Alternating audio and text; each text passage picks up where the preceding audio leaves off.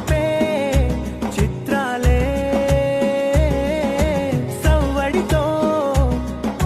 సంగీతం పలికించే సెలయేళే పూల చిట్టుకి ఉందో భాష అలల మిట్టుకి ఉందో భాష అర్థమవ్వని వాళ్ళే లేరే అర్థం మాట్లాడే భాష పలకరింపే పులకరింపై పిలుపునిస్తే పరవశించడమే మనసుకి తెలిసిన భాష మమతలు పంచే